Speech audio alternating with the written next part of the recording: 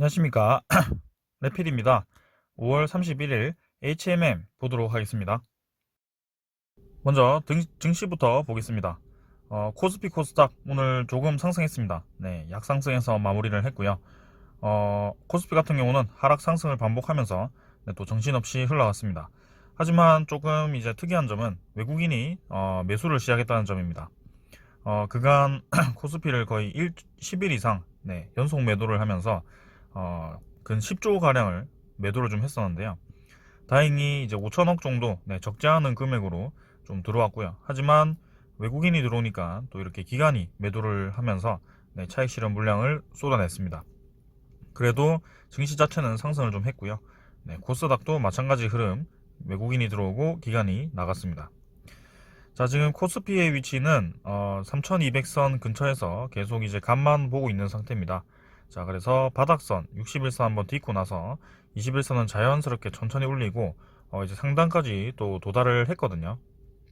자, 그래서 현대차, 기아차, 삼성전자, SK 하이닉스와 같은 좀 그런 대형주들이 다시 한번 이제 대세 상승의 기류에 편입을 한다면 분명히 지수는 폭발적으로 상승할 것인데요. 지금은 이제 그런 대형주들이 내리고 좀 중소형주들 있죠. 그런 주식들이 좀 많이 오르고 있기 때문에 지수가 좀 보합 정도로 마무리되는 것으로 보입니다. 자, 그래서 코스피 같은 경우는 계속 이제 요 상단을 계속 도전하고 있고요.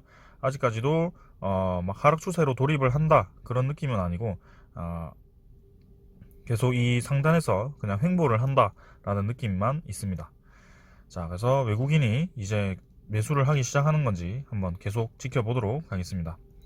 그 다음은 코스닥이고요. 코스닥도 네, V자로 조금씩 올라가고 있습니다. 그래서 상단 라인 지지를 저항을 한번 받을지 아니면 이대로 쭉 올라갈지 한번 지켜보아야 될 것 같고요. 코스닥 980포인트까지 또 도달을 했거든요. 그래서 1000포인트 잠깐 갔다가 내려왔는데 다시 한번 올라가야 되겠습니다. 그래서 좀 위험한 자리까지 왔다가 다시 한번 반등을 좀 하는 모습 괜찮습니다. 투자자도 외국인이 또 매수를 했고요. 뭐 크게 한쪽 세력에서 계속 매수하는 세력은 없네요. 코스닥 같은 경우는요. 자, 그래서 오늘 지수는 뭐 그렇게 흘러갔고 나머지 이제 상하이 종합, 니케이, 뭐 나스닥, 다우도 뭐 괜찮게 진행이 되었던 것 같고요. 지수 선물은 나스닥 100이 0.1% 정도 하락, 그 다음에 다우존스도 거의 뭐 보합, 그래서 나머지 유럽 증시도 조금 하락을 하고 있지만 뭐 보합 수준이라고 보여지네요. 그래서 지금은 이제 인플레이션도 좀 조용해졌고 금리 인상이 이제 내년에 조금 될 수도 있다라는 얘기가 자꾸 나오고 있는데, 자, 그렇게 된다면 이제 금리 인상에 대해서도 좀 대비를 해야 될 것 같습니다. 하지만 증시 흐름 자체는 아직까지는 괜찮다. 그래서 이대로 계속 횡보를 조금 이어갈 수도 있겠다라는 생각이 듭니다. 그래서 대형주들이 상승을 시작할 때 지수가 좀 올라가지 않을까라는 생각이네요. 자, 오늘은 네, 요 정도로 보겠고요. 채권도 네, 안정적으로 진행이 되고 있기 때문에 그냥 넘어가도록 하겠습니다. 자, 증시는 여기서 마치겠습니다. HMM 보겠습니다. 오늘 1750원 내려서 3.5% 하락했고요. 47,900원 마무리했습니다. 자, 뭐 제가 MSCI 리밸런싱 네, 전후로 해서 주가의 이 흐름, 그거를 이제 두산중공업과 그다음 다른 주식들을 예로 들면서 선례를 설명을 들었었고요.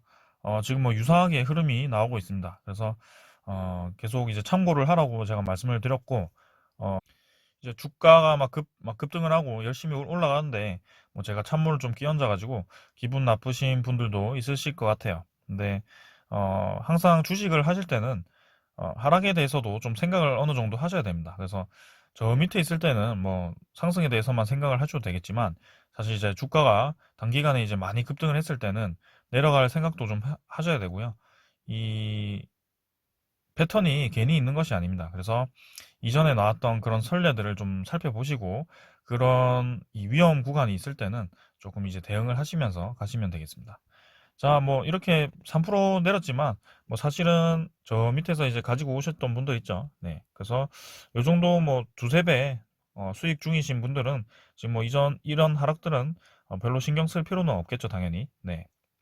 거의 뭐 거기서 거기라고 생각할 것 같고, 만약에 이제 요 정도죠. 네, 요 정도에서 좀 들어가신 분들은 이 수익률을 많이 까졌거나 아니면 지금 5만 원 막 돌파를 강하게 할 것 같아서 뒤늦게 막 4만 후반대에 들어가신 분들이 예, 조금 위험한 구간인데요. 거기에 대해서는 좀 조심을 하셔야 되겠습니다. 그래서 단기로 좀 들어오신 분들이라면 HMM은 지금 단기에 별로 흐름이 좋지 않을 가능성이 많이 커졌습니다. 오늘 음봉으로 인해서요. 시간에도 47,450원으로 추가 하락을 했고요. 2만 이렇게 거래량이 좀 실리면서 시간에 거래가 되었습니다. 자, 그래서 일봉으로 먼저 본다면 제가 이제 47,850원 정도의 지지 라인을 그어놨습니다. 그게 이제 전고점 정도로 지지 라인을 그었고요. 오늘 이제 다행히 좀 지지를 했습니다. 근데 아슬아슬하게 지지를 좀 했고요. 내일도 추가 하락을 해서 이 지지 라인을 깨버린다면 네, 당연히 21선이 그 다음 라인인 것 같습니다. 자, 그러면 21선 라인이 45,000원 정도라고 생각을 하고요. 이 45,000원도 깨버린다면 이제는 네, 좀 이제 4만원대, 3만 후반대로 진입이 가능합니다.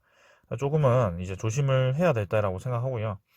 이 한 번도 이제 21선을 깨지 않고 이렇게 올라왔기 때문에 21선을 만약에 깼을 때는 어느 정도 경계를 해야 된다. 네. 그걸 이제 패턴을 이전에 깨지 않던 그 흐름을 깨버리는 순간 이제 주가는 어느 정도 조정을 받을 수 있겠다라는 생각을 하셔야 됩니다. 그리고 조금 특이한 점은 이제 이렇게 조정을 받을 때는 조금 더 이제 강하게 올려서 21선을 거의 각도를 유지를 좀 시켰는데 이번에는 많이 튕기지 못했어요, 생각보다. 그래서 5만 원 위로 좀 튕겼다가 이제 내려왔으면 괜찮았을 텐데 지금 애매하게 이제 둥글둥글하게 주가를 형성하면서 21선이 조금씩 이제 평행해지기 시작했습니다. 그래서 이렇게 횡보를 할 가능성도 있고요. 자, 요런 패턴, 네. 그래서 조금은 이제 시간을 두고 봐야 될 것 같습니다. 그래서 4만원 후반에서, 네, 4만원 중반 정도, 네, 요 정도에서 주가가 어느 정도 계속 이제 형성이 될 가능성이 저는 크다라고 보고 있고요. 오늘 1,000만 주 정도 터지면서 뭐 크게 많은 거래량은 아니지만 그래도 적지 않은 거래량으로 하락을 했습니다. 투자자를 보시면 기간이 128만 주 매도를 했습니다. 그래서 외국인도 지금 매도를 계속 하고 있죠. 500만 주를 매수를 했습니다만 요거에 대해서는 MSCI 리밸런싱에 의해서 기계적으로 네, 동시호가에 거래를 했기 때문에 지분을 늘린 거고요. 결국에는 이 사람들이 이렇게 매수를 했다고 해서 HM을 막 비싼 가격에 샀기 때문에 자기들이 손해를 보지 않으려면 주가를 내리지 않아야 된다. 이런 단순한 생각은 하면 안 됩니다. 그래서 결국에는 외국인들은 시간을 두고 투자를 하는 사람들이기 때문에 우리가 개인이 막 그런 식으로 수급을 막 쪼개서 분석을 해버리면 정말 머리 아픕니다. 네. 그래서 그렇게 하시면 안 되고요. 일단은 요거를 중점을 두셔야 됩니다. 지금 매수를 하다가 매도로 전환을 했다. 여기에 대해서는 MSCI라는 리밸런싱이라는 이벤트가 있었다. 그리고 이 이벤트 뒤에는 외국인이 계속 매도를 하는 경향이 있었다.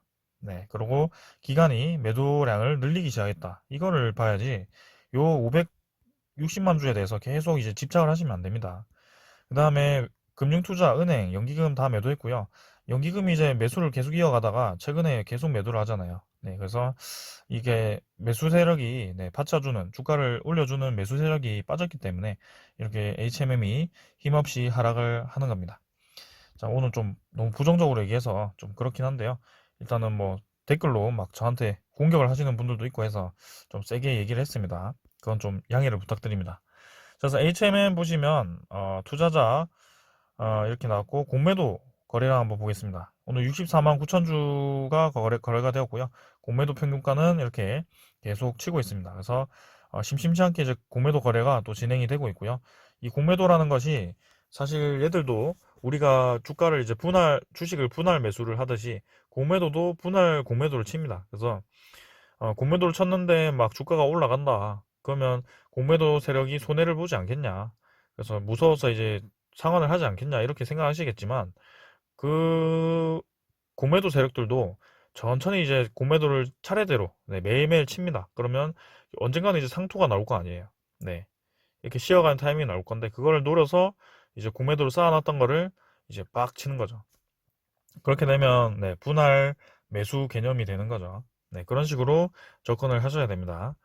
그래서 오늘 뭐 외국인 당일은 20만 주로 좀 매수로 전환을 했지만 결국에는 이제 기간 매도가 좀 나오기 시작했다. 거기에 대해서 조금 조심해야 된다라고 말씀을 드리고 싶고 오늘 특이한 이 점 하나를 더 말씀을 드리면 공매도 잔고가 좀 많이 늘었습니다. 네, 지금 334만 주로 120만 주에서 거의 3배가 늘었고요. 최근에 이제 30만 주, 5월 3일에 30만 주였던 공매도 잔고가 300만 주까지 급증을 했습니다. 그래서 여기에 대해서는 HMM에 단기적으로 이 공매도 공격이 들어올 수 있다. 그래서 조심을 좀 해야 될 것 같고, 공매도 거래도 심심치 않게 많이 터지고 있기 때문에 좀 경계를 할 필요가 있다라고 말씀을 드리고 싶습니다.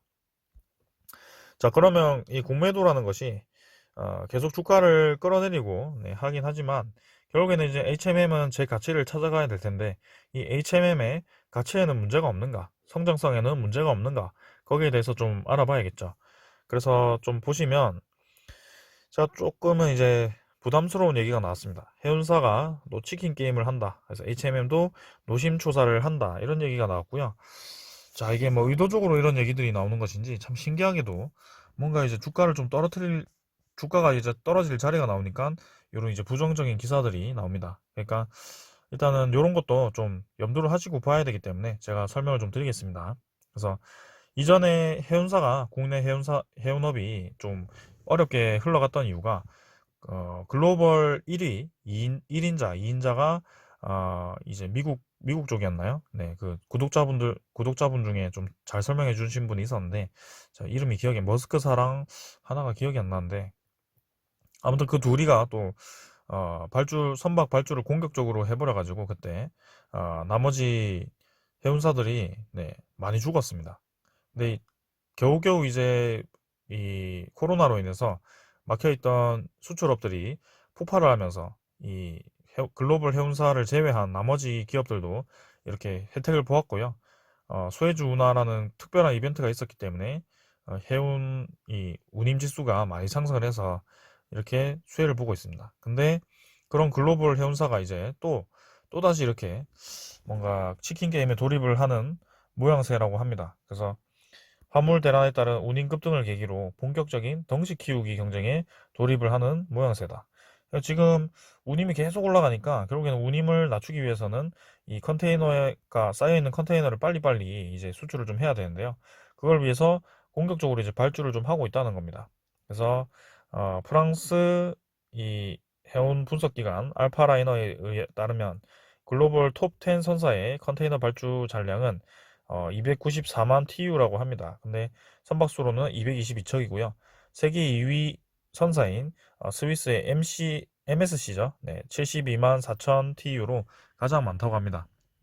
그래서 국내 이제 유일한 원양 선사인 HMM 세계 8위죠. 네, 총 선봉량의 81만 8천 TU에 버금가는 규모라고 합니다. 지금 뭐 거의 이 MSC 발주량을 보면 지금 HMM이 총 운용할 수 있는 그거만큼 신규로 또 발주를 한다고 하니까 자, 이렇게 선박이 많이 늘어나게 되면 HMM으로 떨어지는 그 이 물량도 많이 떨어질 거기 때문에 앞으로의 이 3분기, 4분기 뭐 이런 그 것에 대해서 좀 부담스러울 수 있다. 왜냐하면 선박 같은 경우는 발주를 해도 좀 시간이 걸리긴 하겠지만 결국에는 그런 것에 영향을 좀 받아서 이 해운 운임 지수죠. 네. 그 SCFI가 좀 내려갈 수도 있기 때문에 안 그래도 그 글로벌 해운사들이 좀 집중적으로 투입했던 그 미국의 서부 해안이었나요? 네. 그쪽 운임 지수는 좀 많이 내렸더라고요. 나머지가 이제 급등을 해가지고 SCFI가 이번 주도 좀 급등을 했었지만 자, 지금은 조금 경계를 해야 될 필요가 있습니다. 그래서 HMM이 규모의 경쟁에서 뒤처지면서 톱10에서 탈락할 수도 있다라는 좀 우려가 나오기도 하니까 지금 주가가 조금은 약세를 띠는 것이 아닌가라는 생각을 해봅니다. 자, 하지만 지금 뭐 여전히 잘 나가고 있고요. 네, HMM 25번째 임시 선박 출항을 했고 아직까지는 이 물동량이 계속 이제 선박이 모자란 현상이 벌어지고 있습니다. 그래서 저건 이제 나중 이야기이긴 하지만 결국에는 HMM이 그동안 올라왔던 그 주가에 제동을 걸 수 있는 얘기도 나왔기 때문에 추가로 뭐 6만 원까지, 7만 원까지 더 올라갈 수도 있겠지만 옛날처럼 이제 올 초처럼 막 이제 HMM이 2배, 3배 올라가는 그런 일은 좀 없지 않을까라는 생각이 돼요. 그래서 실적으로만 따진다면 사실은 시가총액은 단순하게 계산을 해서는 PER을 고려를 했을 때 뭐 30조, 40조는 좀 가야 되겠지만 그래도 이 전환사채 물량도 좀 변수이기도 하고요. 만약에 이제 포스코로 인수가 된다면 되겠지만 포스코도 이제 HMM이 주가가 높은 상태에서 매입을 해버리면 좀 부담스러운 가격에 매입을 하기 때문에 이 추후에 이 글로벌 선사들이 해상 운임 그 발주량을 늘리면서 경쟁을 하게 되면 HMM의 그 미래가 좀 보장되지 않는 상태잖아요. 그러면 포스코도 지금 높은 가격에 매수하기가 되게 껄끄러울 겁니다. 그래서 지금은 HMM의 이 전환사채가 어떻게 될 것인지 그거를 이제 보고 다시 신규 진입을 해도 저는 괜찮을 거라고 생각합니다. 그래서 이제 6월 달이기 때문에 다음 달이죠. 내일부터 하면 6월 달인데 이제 뭐 한 달 안에 좀 결정이 되지 않겠나라는 생각이 듭니다. 자, 그래서 HMM 요 정도로 보고요. 지금 주가가 좀 하락을 했지만 내일도 추가적으로 좀 더 하락을 할 가능성이 저는 있다라고 보여지고요. 이전에 또 떨어지면은 이제 2, 3일 정도 연속으로 떨어지는 경향이 있었기 때문에 내일도 주가 하락, 그 다음에 내일 모레까지 내릴지 모르겠지만 아무래도 21선 한번 찍고 올 것 같습니다. 21선 찍었을 때 추가로 더 내려가는지 거기에 대해서 좀 주목을 하면서 대응하면 되겠네요. 자, 오늘은 여기까지 마치겠습니다. 감사합니다.